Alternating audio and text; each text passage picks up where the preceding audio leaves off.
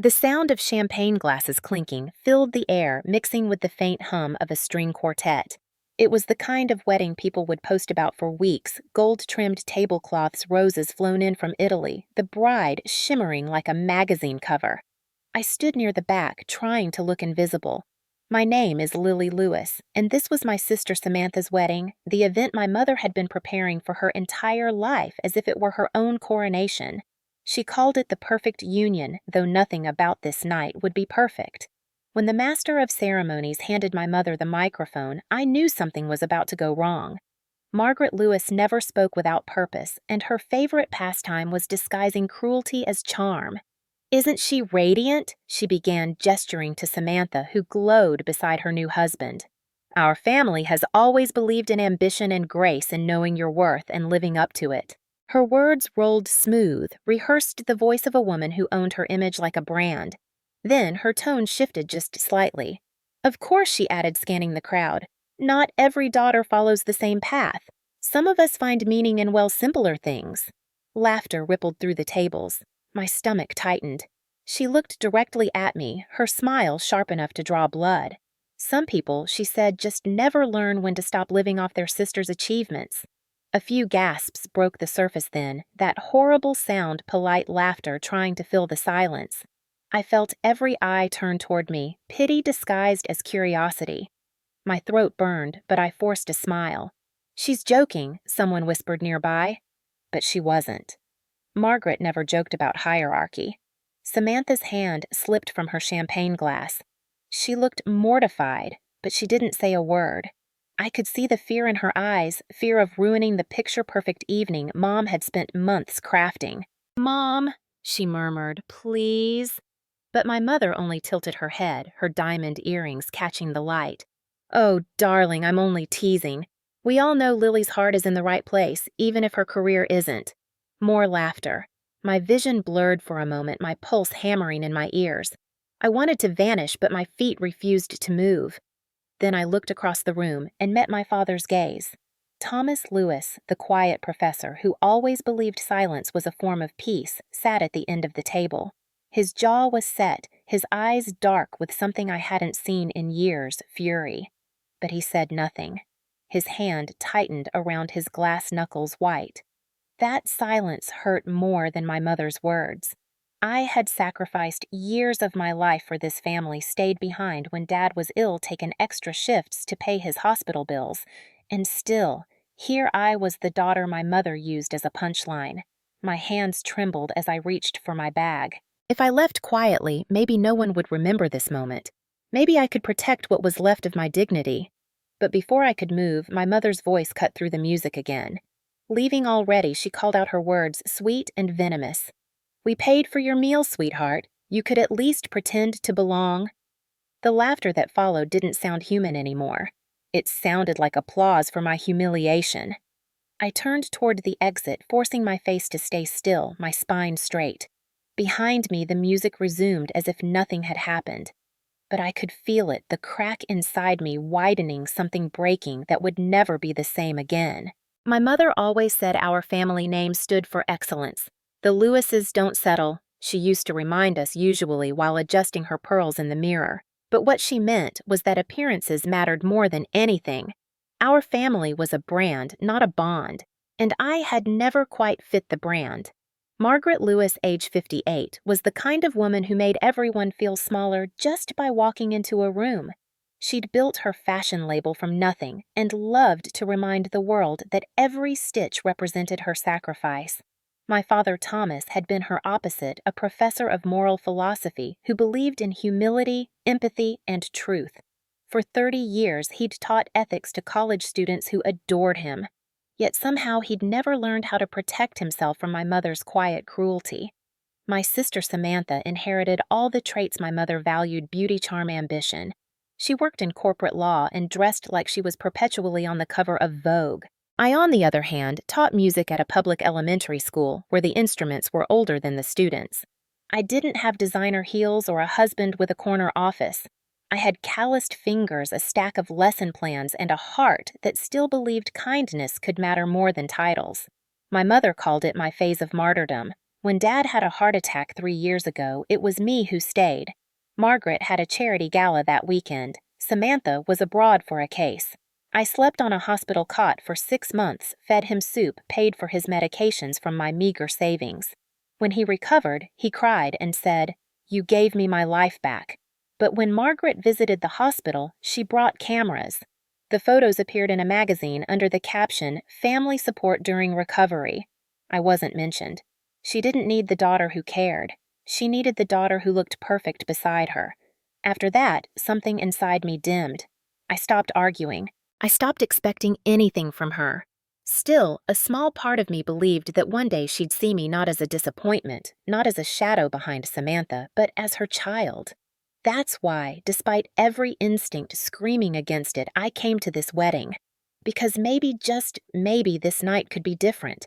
But sitting there staring at the woman who'd just humiliated me in front of 200 guests, I realized how foolish that hope was. The crowd was still murmuring about her joke. My sister kept glancing toward me, torn between loyalty and fear. And my father, God. My father was still silent. I could see him wrestling with his own guilt, with years of keeping the peace by pretending not to notice the damage Margaret caused. His silence had always been her shield. The hotel ballroom gleamed with chandeliers and polished marble floors, the kind of place where even pain looked elegant. But beneath the golden light, our family's cracks were showing. They always had been. Margaret cared about one thing, only control. Control over perception, over narrative, over what the world believed about the Lewises. And as long as I stayed quiet, she had it. But something was changing in my father's eyes. That night, beneath the music and the laughter, I saw something flicker in him, a decision forming. He watched my mother toast to her perfect family, and I saw him whisper something to himself. Later I'd learn what it was. Truth deserves its turn. At the time, I thought it was just another one of his cryptic philosophies. I didn't know that it was a promise. The week leading up to Samantha's wedding felt like walking on glass. Every conversation with my mother carried the weight of a trap disguised as affection. "Darling, you'll wear navy, right?" she'd asked during one of her meticulously planned brunches. "Something modest. We don't want you drawing attention away from your sister." I nodded, even though I knew she didn't really want an answer. When I offered to help with the ceremony music, she sighed theatrically. "Lily, please. You teach children. This is a luxury event, not a school recital." I bit my tongue, choosing silence over another argument. My sister tried to bridge the distance. "Mom Lily's amazing with music. Let her coordinate the string ensemble." But Margaret's smile didn't waver. "Oh, sweetheart, she'll have plenty of opportunities to perform. Perhaps at the children's table." She said it in that same honeyed tone she always used when cutting someone down. Samantha gave me an apologetic look, but she didn't press further. By now, we both knew how these things went. Mom's word was law, and defiance was punished later, quietly and thoroughly. The final seating chart arrived 2 days before the wedding. I wasn't supposed to see it, but Samantha accidentally sent me a copy. My name wasn't at the family table. It was buried under table 14 alongside distant cousins and a pair of family friends so forgettable I couldn't even picture their faces. When I asked Mom about it, she smiled like a politician addressing a scandal. "Oh, that. We had to make room for the board members and investors. You understand, don't you? It's about optics. You'll have more fun with people your age anyway." "Table 14 is next to the catering station," I said quietly. "Perfect," she replied, not missing a beat. "You'll have easy access to the buffet." I walked out before she could see me cry. That night, I called Dad. "Did you know about the seating I asked?" There was a pause, then a sigh. "She said it was for sponsorship reasons." I didn't think. His voice trailed off. "You didn't think she'd humiliate me again?" I finished for him. Silence stretched on the line, heavy as a confession. "Lily," he said softly, "this can't go on forever." I didn't know what he meant by that. Maybe he didn't either. On the morning of the wedding, I arrived early to help set up the music equipment anyway. The coordinator thanked me, assuming I was part of the hired staff. I didn't correct her. It was easier that way. From the corner of the garden, I watched my mother glide through the venue in her champagne-colored gown, inspecting every flower, every table setting. She didn't see me. Or maybe she did, and that was worse. At rehearsal, she whispered instructions to the cameraman, make sure to get close-ups of her and Samantha during the vows. It's about legacy, she told him. A family united by excellence. I stood off to the side, holding my sheet music invisible once again. Still, I forced myself to smile. For Samantha. She deserved her day free from conflict, even if it meant I had to swallow my pride one more time. When I tried to approach her after the rehearsal, Mom intercepted me. "Lily, be a dear and fetch more bottled water for the guests, will you?" "There's a good girl." Her words weren't even cruel anymore, they were instinctive, automatic. I realized then that to her, I wasn't a daughter. I was a supporting character in her performance.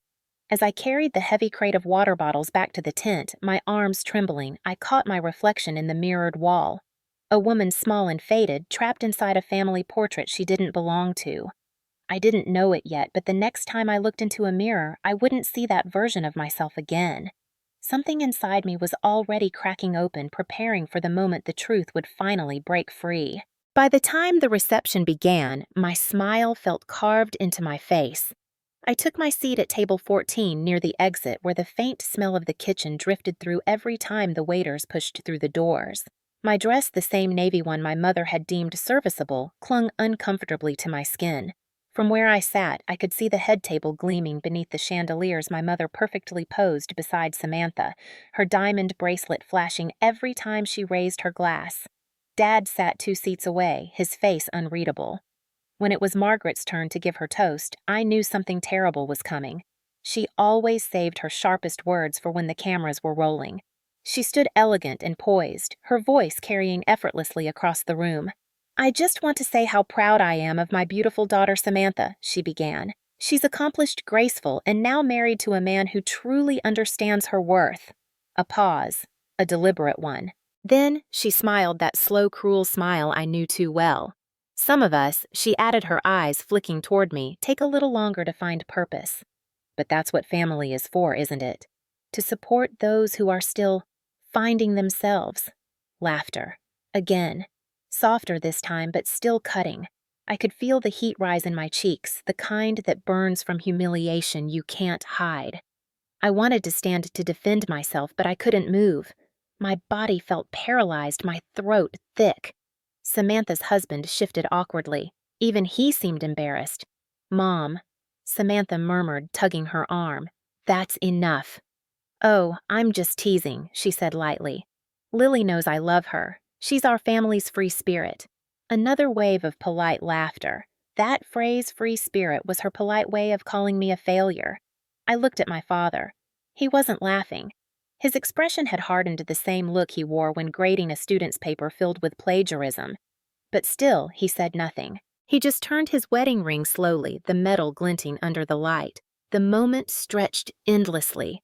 I reached for my water glass, my hand trembling so violently I nearly spilled it. Then I heard my mother's voice again, sweet and poisonous. "At least she made it tonight," she said into the microphone. "We were worried she'd be too busy with her little students." Gasps. Someone whispered, "Is she serious?" Samantha buried her face in her hands. I felt every heartbeat echo inside my skull. Enough, I thought. Enough. I stood up. Chairs creaked, heads turned. My mother's smile faltered just for a second. "You said humility was important," I said, my voice shaking but loud enough to carry. "Maybe it's something you could learn too." The silence that followed was deafening. My mother's lips parted, her perfect facade cracking for the first time. "Don't embarrass yourself, Lily," she hissed, but her microphone was still on. The entire room heard it. Dad rose slightly from his chair, his hand on the table, but didn't stop me. I could feel my heart pounding in my chest as I turned toward the exit, refusing to let her see me cry. Behind me, the string quartet started playing again, trying to smooth over the disaster. Then, through the noise, I heard my father's voice, low, controlled, and calm. "Stay, Lily," he said. "Let truth speak tonight." His tone was quiet, but carried the weight of a man who'd finally made up his mind. Something in his voice stopped me cold. The guests glanced at each other confused. My mother's face drained of color. For the first time in my life, I realized my father wasn't going to protect her image anymore. He was going to protect the truth. Long before that wedding night before the diamond lights and white roses, I had already learned that truth in our house came second to appearances. It started 3 years earlier when Dad's heart gave out. I still remember the smell of antiseptic and fear that clung to the hospital room. The doctor said he needed months of care, a new diet, and constant supervision. My mother cried publicly, then left for a photo shoot in Milan 2 days later. The company needs me, she'd said, her red lipstick flawless, even as she wiped away pretend tears. I'd taken a leave of absence from my teaching job to move back home. I fed Dad soups he could swallow, measured his medication, sat beside him during sleepless nights when his heart monitor beeped too loudly for peace. Mom sent flowers. Samantha sent money. I sent my time, the only thing none of them thought valuable. When the medical bills piled up, I sold my car to keep him in physical therapy. Mom didn't know or didn't care. She told people that our family had weathered the storm together. A glossy magazine ran a feature on her comeback titled Resilience, Grace, and Legacy. In the accompanying photo, she stood beside Dad in a designer suit, smiling at the camera, while I stood behind them out of frame, still wearing my nurse's scrubs. That was Margaret Lewis, always in the frame, never in the story. I stayed quiet. I told myself I was keeping the peace, that one day she'd see what I did for her husband. But when Dad got better, the gratitude came only from him. "You saved me," he whispered once, gripping my hand. "Don't ever think your kindness went unseen." But I think that was when something broke in him too. He never looked at my mother quite the same after that. She, of course, turned the recovery into a press opportunity. She hosted a benefit dinner to raise awareness for heart health and forgot to invite the hospital staff who had actually done the work. She thanked Samantha publicly for managing the family finances and called me her emotional anchor. I smiled through gritted teeth because that was my role, the daughter who absorbed the cruelty so the family image could survive another day.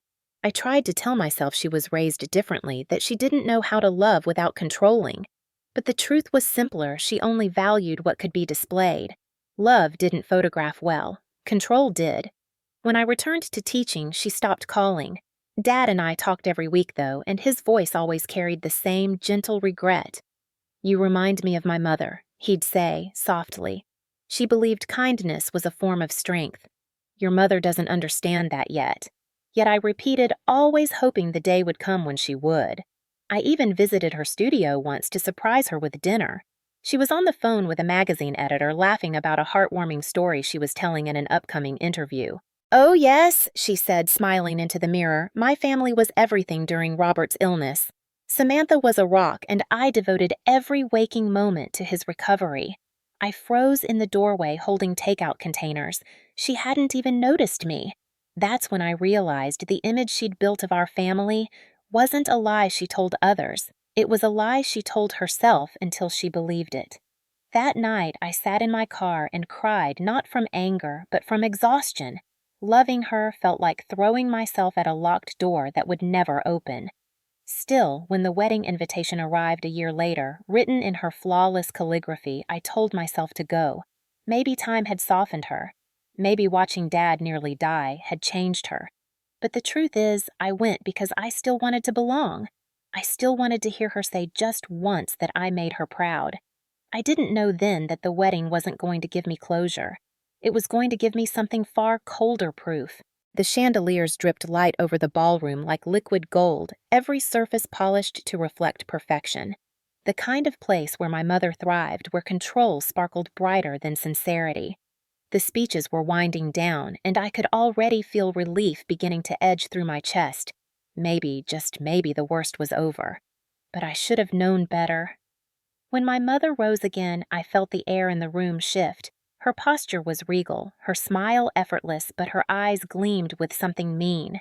"Before we close," she said, tapping the microphone lightly, "I'd like to say a few words about family, because that's what tonight is about, isn't it?" People murmured in agreement. She always knew how to win them first. Family is about pride, about legacy, about raising daughters who make you proud. I could feel the sting before she said it, like lightning waiting to strike. Some families, she continued, are blessed with daughters who climb high, who represent ambition and grace. And others, with daughters who teach humility. Laughter rippled through the guests. My pulse pounded in my ears. She raised her glass toward Samantha, who looked like she wanted to disappear. Then her eyes flicked to me again. We're grateful for both kinds, of course, she added, voice dripping with false sweetness. The successful and the sensitive. That was it. The polite word for failure. I could see Samantha's husband whisper something in her ear, his face tense. The photographer lowered his camera. Dad's expression had gone blank, a calm so still it frightened me. I rose slowly, the chair legs scraping against the marble. You said humility, Mom, I said, my voice shaking but steady enough to be heard. Maybe that's something you could learn too. The words dropped like stones into the silence. Her smile faltered. The audience froze halfway between scandal and fascination. Don't embarrass yourself, Lily, she hissed into the mic, forgetting to lower it.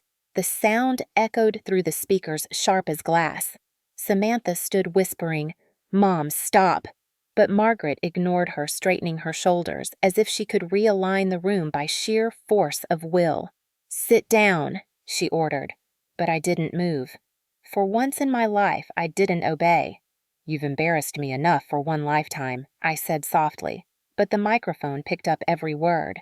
There was no applause, no laughter, just silence, and 1,000 eyes watching the empire of image begin to crack. My father stood, then slowly, his hand still resting on the table. That's enough, he said, not loudly, but with a weight that stopped everything. My mother turned startled. Thomas, stay, Lily, he said, his voice calm, deliberate. Let truth speak tonight. I froze. Truth. That word carried too much history between us, too many quiet nights in the hospital when he'd whisper it like a prayer. My mother's smile twitched, her confidence wavering for the first time. Thomas, she said, laughing lightly. Not now, please. This is hardly, it's long overdue, he interrupted. He reached into his jacket pocket and placed his hand over his phone, a signal I didn't yet understand. The tension in the room thickened, stretching thin as glass. Somewhere near the back, a waiter stopped mid-step, a tray of champagne flutes trembling in his hands. My mother glanced at him at the cameras, then at me. You see what happens when we give weakness a microphone, she said tightly. It ruins the whole performance. But she didn't know that the performance was already over, and the truth, the one she'd buried for years, was waiting for its cue. For a long, painful moment, no one moved. The band had stopped playing, waiters froze mid-step, and even the chandeliers seemed to hold their breath. My mother stood rigid, clutching the microphone like a scepter, her eyes darting toward my father as if daring him to challenge her. He rose slowly, buttoning his jacket with deliberate calm. Enough, Margaret, he said, his tone level but laced with steel. You've said enough for one night. Thomas Geese, she replied through her frozen smile. You're creating a scene. No, he said, you created it. I'm just ending it. The room went still again. I felt every heartbeat in my throat. Dad, I whispered, but he raised a hand, silencing me gently. You've spent years telling everyone what this family stands for, he said, facing her fully now. Ambition, grace, legacy. But somehow you forgot the one thing that actually holds a family together, truth. Her laugh came brittle. Truth? Don't make me laugh. You've hidden behind your quiet little philosophy lectures while I built everything that keeps us standing. He shook his head. Standing, yes, but hollow. You built an image, not a family. Murmurs rippled through the crowd. The camera light blinked red, capturing everything. My mother's smile flickered. She glanced around, her instinct for optics taking over. Everyone, she began forcing a laugh. I apologize for the interruption. My husband has always been dramatic. Show them, Dad said suddenly. His voice cut through the air like a clean blade. The projector at the back of the room flickered to life and a video began to play on the ballroom's massive screen. I hadn't known he'd brought anything with him. The footage was grainy at first, security camera quality. Then it sharpened into a recording of my mother in her office sitting across from 2 investors. The audio came through clear. I don't care where the materials come from, she said, her voice unmistakable. Label it as locally made. No one checks these things. Image is everything. Gasps broke out. My mother's hand shot to her mouth. "Turn it off!" she barked, but no one moved. The video continued her signing papers, her laughing, her saying the words that undid her entire empire. "As long as the press believes it's a family company, I'm safe." My father's voice echoed softly beneath the playback. "This is the woman who lectures about integrity while exploiting the people who believed in her, the same woman who shamed her daughter for being honest work's reflection of decency." "You had no right," my mother hissed. "Those are private." "No," he said. "They're evidence. Evidence of the hypocrisy you've built this family on." Someone in the crowd began to clap one hesitant sound that grew louder as others joined. Samantha was crying now, her makeup streaked. My mother turned to her. "You knew." "No, Mom," Samantha said, shaking her head. "But I believed in you. We all did." "Thomas," Margaret pleaded, her voice trembling for the first time. "Think about what you're doing. You're humiliating us." "No," he said steady. "I'm freeing us." He turned toward the audience. "For 30 years, I've watched silence pass for peace. I thought keeping quiet would protect my daughters, but silence only protects cruelty." My throat closed up. For so long, I'd begged for someone, anyone, to see me, to defend me. And now, under the chandelier's fractured light, my father finally did. My mother's hand shook around the microphone. "You can't destroy me with this," she said, but her voice had lost all authority. "No," he replied. "You destroyed yourself the moment you believed your image mattered more than your family." The screen went dark, leaving only her reflection staring back at her in the blank light, and for the first time she looked small. The room erupted into a storm of whispers. My mother stood motionless, her expression stretched too tight, her fingers trembling around the microphone. The silence that followed was worse than any shouting. It was the collective sound of hundreds of people realizing they had witnessed the fall of an empire. Dad didn't raise his voice, but somehow he filled the entire ballroom. This, he said, pointing at the dark screen, is what happens when pride replaces love, when success becomes a mirror so polished it reflects nothing real. My mother spun toward him, her voice shrill. "You had no right to do this to me." "To us, to you," he corrected. "This isn't about us anymore." Samantha's husband, pale and stiff, rose from his seat. "Maybe we should step outside." "No," Samantha interrupted, tears spilling down her cheeks. "Let it finish." My mother's eyes darted toward her. "Sweetheart, you don't understand." "No." "Mom," Samantha said, shaking. "For once we do." My father stepped forward, his voice calm and cold as marble. "For years, I let her shape the story of this family," he said to the audience. "I let her erase the daughter who stayed the one who sacrificed, the one who cared when no one else did." His gaze met mine. "Tonight, I'm done letting lies speak louder than truth." My chest tightened so hard I could barely breathe. I had imagined being defended 1,000 times, but never like this. Never with the world watching.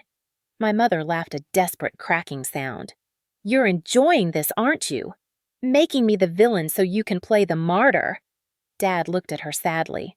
"No, Margaret. You wrote your own role." She tried to grab the mic from him, but her hand shook too much. "You think humiliating me will make you noble? You think this changes anything?" "It already has," he said simply. Then turning to the crowd, "Do you know what my wife called her youngest daughter last week? A burden. Because Lily chose to teach music instead of chasing wealth. Because she believed that helping children find their voice was somehow less important than running a brand." Gasps rippled again. I wanted to sink into the floor to disappear, but my father's next words rooted me to the spot. "Lily was the one who kept this family alive when I was sick. She paid the bills you ignored, Margaret. She gave up her savings. She stayed." He took a deep breath, his hand trembling on the microphone. "You talk about legacy, but you can't even spell love." My mother's mask finally broke. "You ungrateful man." She spat, her voice shaking. "I built this life for all of you." "No," he said quietly. "You built a cage and called it love." The crowd had gone silent again, their eyes darting between them, between me and Samantha, between the glossy perfection of the head table and the raw truth now bleeding through it. And then, just when I thought it couldn't go further, my father lifted his phone, clicked something, and the projector lit again. Another recording, this one, a news interview clip. Margaret's voice filled the speakers. Our brand is a family business. We pride ourselves on American craftsmanship and moral integrity. My husband and I share every decision. The clip ended abruptly, replaced by an email screenshot, company letterhead, time-stamped 2 months ago, showing her selling her remaining shares to a foreign investor under a false name. The audience gasped again. My father's voice was steady. You told me you withdrew from the business to focus on your family. Instead, you forged documents, hid assets, and lied to your own board. And for what? So your reflection wouldn't crack. My mother's hand flew to her chest. You're destroying me, she whispered. No, he said, stepping closer, lowering his voice so only those nearby could hear. I'm just revealing you. The microphone caught the words anyway. They echoed across the ballroom like thunder. For a heartbeat, the only sound was her breathing. Short, shallow, panicked. Then the first flash from a camera. Someone shouted, "Is that real?" Another, "Oh my God, she's finished." And as the murmurs grew, I realized what he'd meant earlier. Truth wasn't just a word to him. It was the light, and my mother had spent a lifetime hiding in chandeliers that only looked like it. Margaret staggered back from the microphone, her face drained of color. For the first time in my life, she looked small, not delicate or poised, but fragile in a way that terrified her. The woman who had always orchestrated every conversation, every photograph, every illusion of control, stood exposed before her entire world. I did it for this family, she shouted suddenly, her voice sharp with panic. Everything I've done, every decision was for you. Her hands trembled, clutching the microphone as though it were the last thing anchoring her to the life she built. But the crowd didn't believe her anymore. They had seen too much. Samantha's voice cracked as she spoke, barely above a whisper. No, Mom. You did it for your image. Margaret turned toward her daughter, disbelief painted across her face. Don't you dare take his side, she said, pointing at my father. He's always been jealous of what I've achieved. Jealous of— Enough! Samantha interrupted her tears, spilling freely. You've spent your whole life pretending to be perfect, and you don't even know how to love the people who wanted to believe in you. The cameras clicked rapidly now. Every word, every tear was being captured, immortalized. A woman at one of the tables whispered, "It's all over the live stream." My mother froze. What live stream, she demanded. From the back of the room, someone raised their phone. The wedding feed, it's still broadcasting. My mother's head snapped toward the projection screen where her own face stared back at her, caught mid-scream. 2,000 people were watching online, the image of her carefully built life collapsing in real time. Turn it off, she cried, but no one moved. Even the technicians stood frozen. My father didn't gloat. He didn't raise his voice or look victorious.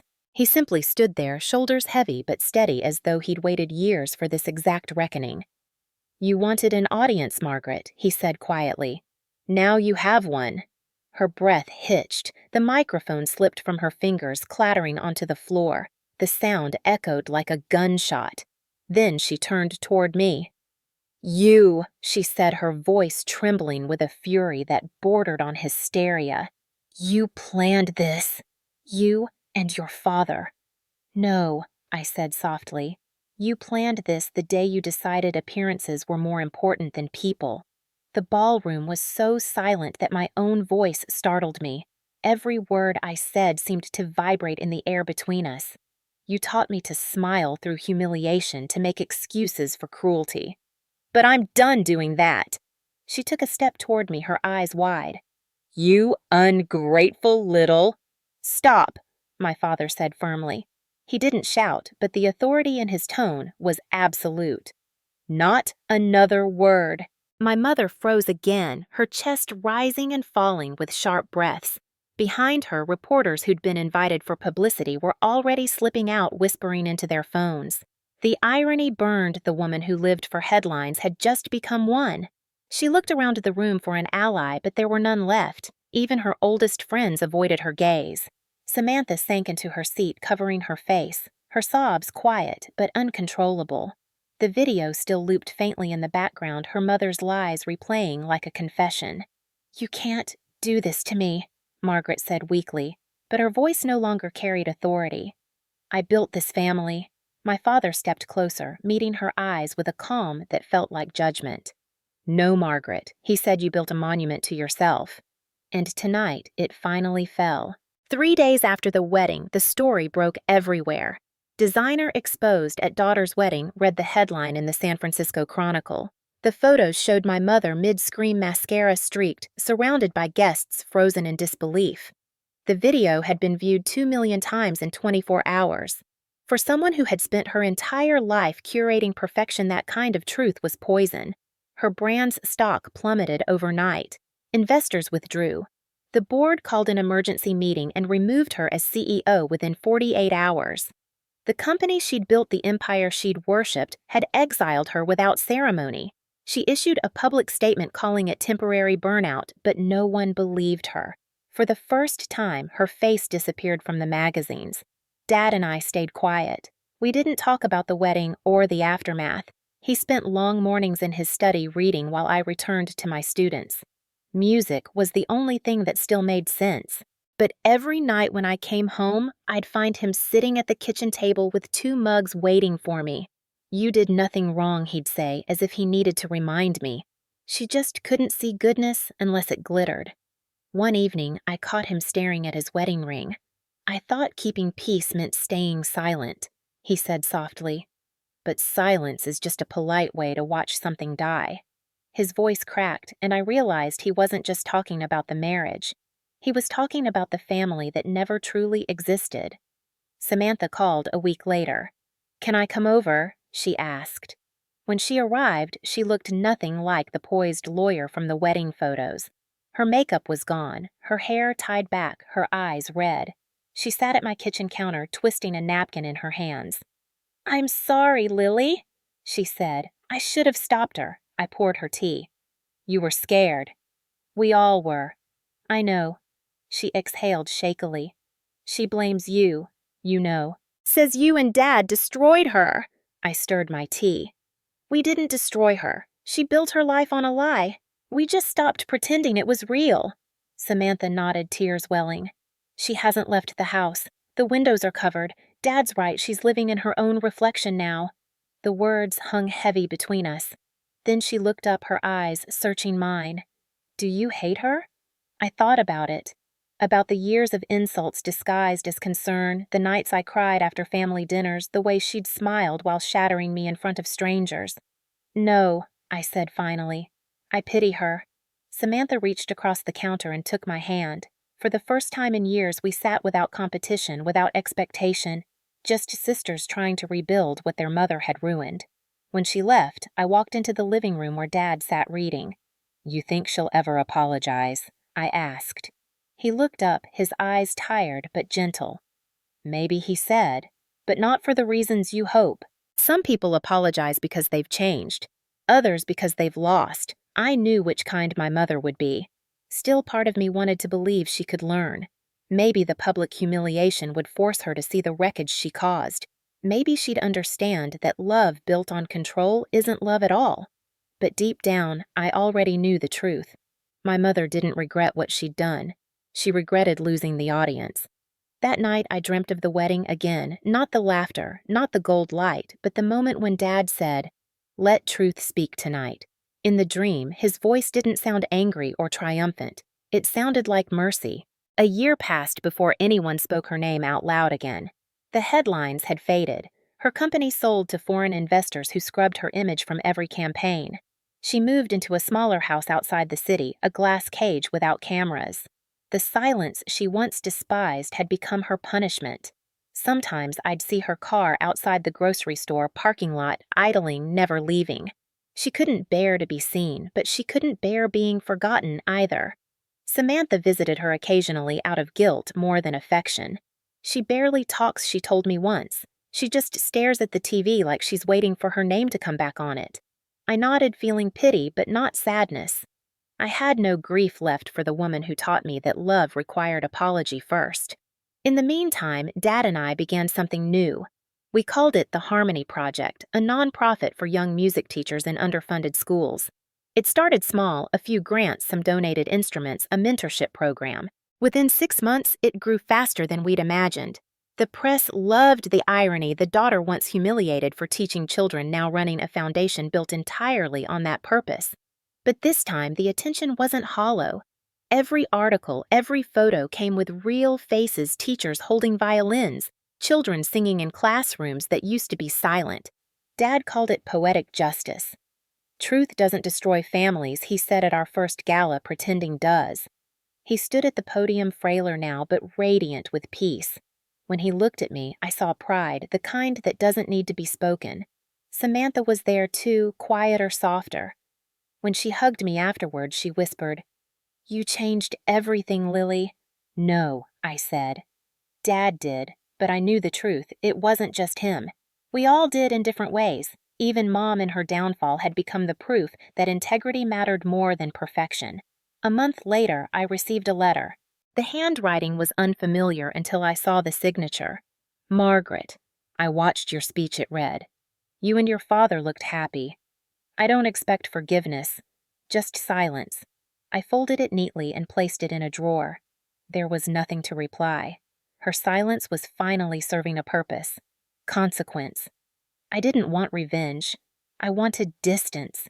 Peace feels strange when you've lived your whole life in conflict. It feels too quiet at first, almost undeserved.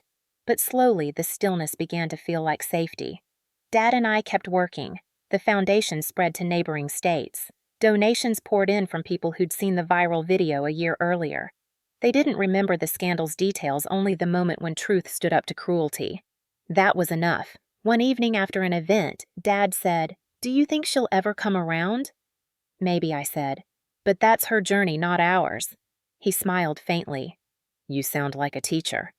I learned from the best." He reached for my hand, his skin papery but warm. "I used to believe justice was about punishment," he said. "Now I think it's about restoration. You've restored what she broke." I thought about that later, lying in bed, the night quiet, except for the distant hum of traffic. My mother's name no longer filled rooms. Mine did, but not because I'd sought to replace her. I'd just stopped trying to disappear. Justice hadn't arrived like thunder. It had come softly like music, steady healing, impossible to silence. And somewhere in her empty house surrounded by mirrors, I imagined Margaret hearing it too, realizing too late that the harmony she'd mocked was the only thing that would outlive her noise. 1 year later, I sat behind a piano on a softly lit stage at the local conservatory, playing the same melody I had written in my classroom years ago, a song called "Different Isn't Less." Each note hung in the air like a memory, fragile but unbroken.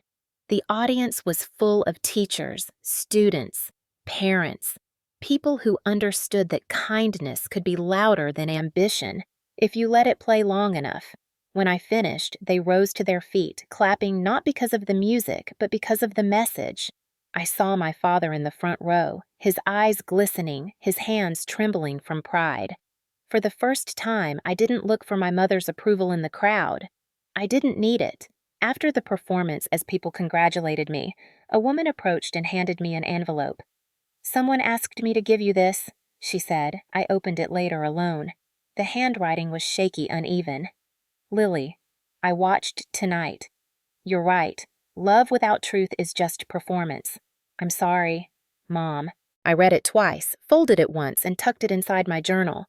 I didn't feel triumph or even forgiveness, just release. Some wounds don't close because someone apologizes. They close because you stop reopening them. Months passed. The foundation flourished. Teachers from across the country wrote letters about how the Harmony Project had changed their lives. One even called it a movement of quiet power. Dad smiled when I showed him that phrase. "It suits you," he said. "You never shouted. You just stayed." When he passed peacefully in his sleep the following spring, I played that same piano piece at his memorial. Not a funeral, he had called it a celebration of truth. The sunlight through the stained glass made the room glow gold. I imagined him somewhere beyond it, finally free of the noise. Afterward, Samantha hugged me tight. "He was proud of you, you know," she said. "He told me every day." "He was proud of you too," I replied. "He just wanted us to stop surviving and start living." We stood outside the chapel, the breeze soft, carrying the faint scent of lilacs, the same flowers from Samantha's wedding. The irony wasn't lost on either of us. Life had a way of circling back, but this time the ending was different.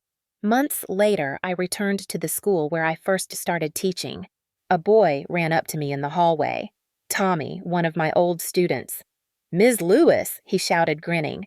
"Guess what I got into the advanced music program?" His excitement was contagious. "That's amazing, Tommy," I said. "You earned it," he laughed. "Mom says it's because you taught me that being different isn't bad, it's special." My throat tightened. I knelt down and smiled at him. She's right. As he ran off, I realized what Dad meant about restoration. Justice wasn't the moment my mother was exposed, it was this. It was every small victory born from honesty, every child who learned that their voice mattered. Back home, I kept the letter from my mother inside the same drawer as the one from my father. Two pieces of the same story, one built on regret, one on redemption.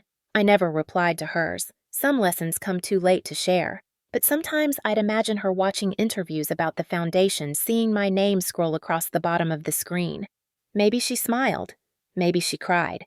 Maybe she finally understood that the daughter she'd once called a burden had become the proof that love doesn't need luxury, it needs truth. One night, as I closed the office after another long day, I stood at the window and watched the city lights shimmer. They reminded me of that wedding, the chandeliers, the laughter, the moment everything cracked open. I thought of what I'd tell the girl I was that night, the one standing under all those judging eyes holding back tears. I'd tell her this: "You were never small.